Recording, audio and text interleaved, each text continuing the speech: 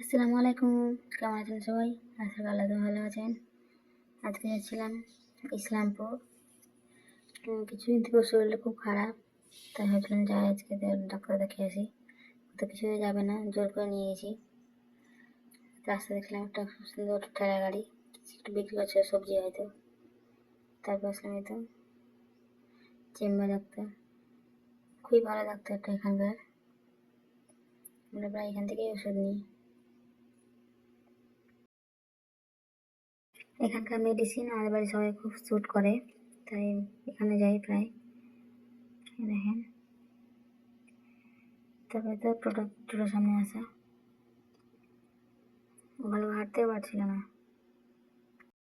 এখানে গেলে বেশি ওষুধও দেয় না, বেশি দামও নেয় না, আর সেরকম কাজও দেয়।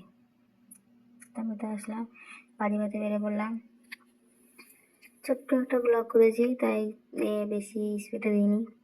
তারপর মেয়ের জন্য দুধ নেওয়ার জন্য বেরিয়ে পড়লাম অ্যাপেল ফার্মাসিতে।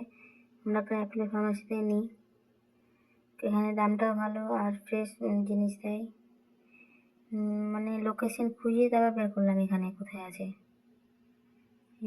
ভিতরে জায়গাটা দমকলের, তাই পাচ্ছিলাম না খুঁজে। এই তো অ্যাপেল ফার্মাসি, ও ভিতরে গেছে। আমি যাওয়ার কথা বললাম, বলছে না থাক, বেশিক্ষণ টাইম লাগবে না, আসতে হবে না। তো ভিতরে আছে। অ্যাপেল ফার্মাসি এত সুন্দর সুন্দর জিনিস পাওয়া যায়, মানে ধর দামটা একটু বেশি নেয়, কিন্তু খুব ভালো কোয়ালিটির জিনিস পাওয়া যায় এখানে।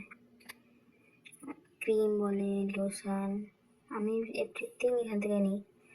আর একটা সবার জিনিস হচ্ছে ক্যাশব্যাকও দেয় এখান থেকে। আপনি যা নেবেন তার মনে হয় 10% ক্যাশব্যাক দেয়। তো এটা সুবিধা হয়ে যায় যে কিছু টাকা আছে ওখান থেকে। দোকানে গেলে তো দেয় না, এক্সট্রা দামও নিয়ে নেয়, প্লাস ভালো জিনিসও দেয় না, আর ক্যাশব্যাক তো আসবেই না। এটা আসলে ভুল বললাম, ডোমকলা, এটা ইসলামপুর। আসলে আমি জায়গার নামগুলো কিছু জানি না। ডোমকলা সব ফার্মাসিও চেনা আছে অ্যাপেলো, কিন্তু ইসলামপুরে ছিল না, ওখানে ভিতরে অনেক ভিতরে যেতে হয়েছে। তো ওর জন্য ওয়েট করছিলাম, অনেকক্ষণ ওয়েট করছি, এই জন্য ভিডিও করে যাচ্ছি। দেখি তুমি কতক্ষণ আসছো।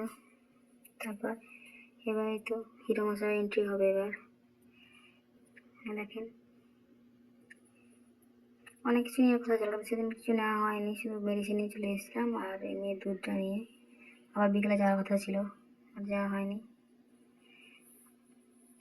নিয়ে শরীর খারাপ হয়ে গেছিলো। এই তো চলে আসলাম মেডিসিন, দুধ, পাউরুটি, কেক, খাওয়ার দাওয়ার কিছু নিয়ে। এই তো তারপর দেখলাম মেয়ে শুয়ে আছে বাড়িতে গিয়ে, বাবা মজা করলো।